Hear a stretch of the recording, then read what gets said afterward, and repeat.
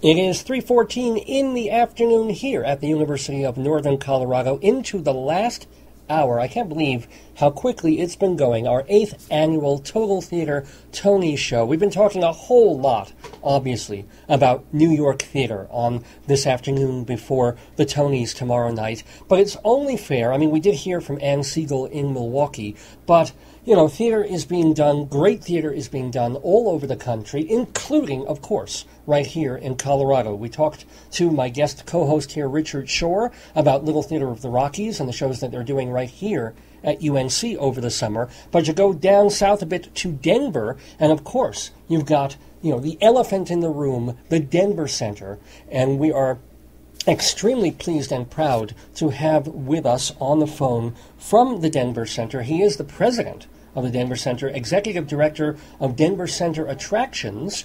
He is also the former theater operations manager for the Kennedy Center. Pretty big stuff here from Randy Weeks. Randy, can you hear me, and are you with us?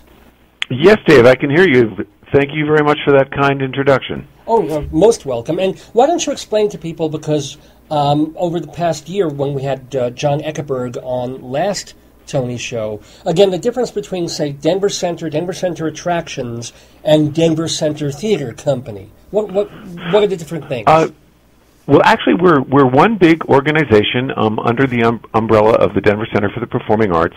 The Denver Center Attractions is really basically the Broadway presenting side of the aisle, and the Denver Center Theater Company, under the direction of artistic director Kent Thompson, is our regional Lort Theater Company. So we basically have two tracks of theater going, and also, of course, our education programs. Right. So you are most directly related to the Denver Center Attractions, which is the big shows, the tours that come in.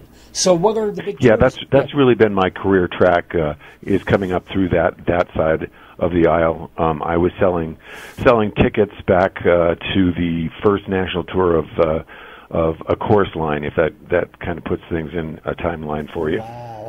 So what are some of the, you know what, let's get to the nuts and bolts of what you do. I find that kind of interesting. So when you were selling tickets, what is the track that you took from selling tickets to doing what to where you are now? I worked for Bob Garner. Robert Garner was the fellow that joined the DCPA back in 77, 78, and I took a job working for him in the ticket office as I was finishing up my degree. And it was a business degree, and at that point, Bob asked me if I wanted to learn the business of promoting commercial theater, and I had grown to enjoy it quite a bit. Chorus Line was quite influential musical in my life, in my career decisions. Mm-hmm. So I stayed and worked for Bob for 8 years. Did go back to the East Coast for 4 years, 2 of which were at the Kennedy Center, where I got another view of theater. And then when Mr. Garner decided to retire, I got a call from founding chairman Don Sewell and asked if I was interested in coming back to Colorado. And as we all know, in Colorado, that's not a very hard question to answer. And it was like, yeah, I'll be back right away, Don, and have been back here since about 1991. So can I ask, like, your day, your basic day, what do you do in order to get the shows in? Are you on the phone most of the day? Is it paperwork? Is it Excel spreadsheets? What do you physically do? Well, there's a number of things. As president, there's other things involved with the operations of the entire DCPA that I am involved with. But the issue of the touring Broadway, as you mentioned, you had John on last year. John and I work very closely together in keeping an eye on the Broadway touring product and what's happening not only in New York but around the country. We keep in close contact with our colleagues. We have it's quite an extensive grapevine, I guess you'd call it. We know where shows are. We have friends in other cities. It's how's the show's going, what's working, what's not working. So it's a lot of keeping your finger on the pulse. There's not, some people might think that, we have these huge lists of shows to pick from. That's usually not the case, because for a show to tour, it has to be a hit. It has to be a hit in New York or somewhere before it goes on the road. So we don't have one from column A, one from column B, one from column C every year to pick from. Sometimes it's like, golly, is there going to be enough shows coming out this year? So 2 years from now, when they're on the road, are we going to have enough product to work with? And well, then again, you also sometimes get or even launch a tour of a show like Book of Mormon, which must have been interesting for you guys. That's really when we have an awful lot of fun. We've been successfully launching tours now for quite a while. It was kind of a minor blip, but the last time Carol Channing did a national tour of Hello Dolly, we opened that in the Buell Theater. We opened the national tour of Sunset Boulevard. That was huge here in Denver. We opened the national tour of Lion King. We were also working with Disney and did the pre-Broadway tryout of Little Mermaid. We did that over in the L.A. Calkins. And the most recent, we opened the national tour of a wonderful play, the Tony Award-winning play, August Osage County. And we're really thrilled to be opening the national tour of the Book of Mormon. Now I've got to fess up and be kind of honest on this one. I didn't have to work too hard to convince the producers of the Book of Mormon, because two of the producers are Matt Stone and Trey Parker, who grew up here in Colorado and met each other up at Boulder, University of Colorado Boulder, and of course they're the extremely successful team behind South Park. Right, and if you watch South Park at all, there are tons of Colorado references from the Golden Corral to the Greeley softball team. I mean, so it's definitely Colorado-centric. Exactly right. And of course, we can't forget that this is the team that came up with Cannibal the Musical as their undergraduate project. That's exactly correct. Right. When are they going to bring that to the Denver Center? That's what I want to know. I would love to see that show. I think maybe they're having an awful lot of fun with Mormons, so maybe it won't be too hard to convince them to work on that as their next project. And by the way, we're speaking with Randy Weeks. He is the president of the Denver Center. And speaking of launching tours, you are also going to be launching the national tour of one of the plays that is nominated for a Tony this year, Peter and the Starcatcher. Is that correct? Yes, that's some really exciting news that we will be talking about more this year when we announce a new season. But I'm thrilled to be able to talk about it now. It's great fun. We have a lot of I've got a lot of connections through a Disney. It was a Disney project for quite a while, and I don't think it quite fit the Disney model, even though Tom Schumacher is still involved with it behind the scenes. And the producer, the lead producer, Nancy Gibbs, is a dear friend. She's involved with the Wicked producing team, and we were chatting one day in New York, and she asked if I would consider it, and I went to see it, and I fell in love with the play, and it's sort of a play that plays a musical on TV. It's a play with music, and it's great fun.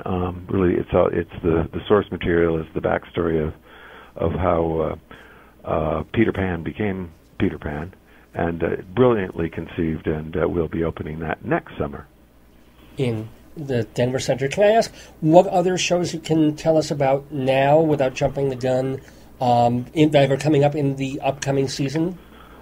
Well, some of the shows that we're really excited about. I'll give you a couple. I'll give you one. It's because it really is one that we're all just really excited about. War Horse will be playing here in Denver, and it's a brilliant piece of work. Once again, one of the things, I was listening a little bit to your previous interview. And one of the things that I think is fascinating about Broadway, and I've been watching it for, I guess, kind of like decades now, is it continually reinvents itself. And this is another piece where large physical puppetry is a main part of the storytelling. And it's about a horse, Joey the horse. The movie is out now that Spielberg did. But in the play, There are 3 or 4 horses, and they're manipulated by actors. And within minutes, you literally don't see the actors anymore, and the horses become so real. And they're life size, and even maybe a little bit larger than life size, and it's just an incredible part of the storytelling. Yeah, it is. And we're thrilled that it's going to be playing Denver. Yeah, it's a brilliantly put together show visually and the technical aspects. And New York listeners can still see the show. It's still playing up at the Vivian Beaumont in Lincoln Center, and probably will for quite a while. Oh yeah, it's a huge hit. You're right. Any other shows you can tell us about for next season, or you have to keep that under wraps until early August or something? I'm gonna keep a little powder set aside for the big announcement in August. That's fair. If that's all right with you. Well, last question then for Randy Weeks of the Denver Center. Do you have a favorite moment or show of this past season that you guys put on at DCA? Well, actually, it's kind of going in a different direction, but it's what I made slight reference to before, in that there's a line from a chorus line going back to when chorus line was being written. It was probably 73, 74, and one of the young kids that gets cut early in the show says, "Don't tell me Broadway's dying. I just got here." And every couple of years there's hue and cry about, Broadway's dying, we don't know. But Broadway is constantly reinventing itself. And I was thrilled when we brought American Idiot, and we played for a week in the Buell. And, granted, it wasn't necessarily my cup of tea, but, it's basically a musical that was put together based on the Green Day band and their music and the album, and we did very well with it here in Denver, and it always just is. It's such an exciting thing to see younger audiences and new audiences coming to our theaters and having, in many cases, the first time experience of going to the theater, and in this particular instance, it's because they happen to be fans of Green Day music, but they go, wow, this going to the theater thing's not so bad. Maybe I'll try it again. So I just love to see things like that happen. Well, it's great to see and hear people like Randy Weeks of the Denver Center joining us in the Total Theater Tony Show. I wish you much continued success with all the shows that you're bringing in and launching at the Denver Center. And I want to thank you so much for being part of our Tony Show. Dave, it was a great pleasure for me, and I hope we'll all be enjoying the show tomorrow night. Sounds good. Have a great one. Thanks for calling. Take care now. Bye-bye. Bye-bye. Randy Weeks of the Denver Center for the Performing Arts. I'm sorry that I wasn't able to talk about the Denver Center Theater Company schedule, but you can certainly go to the Denver Center's website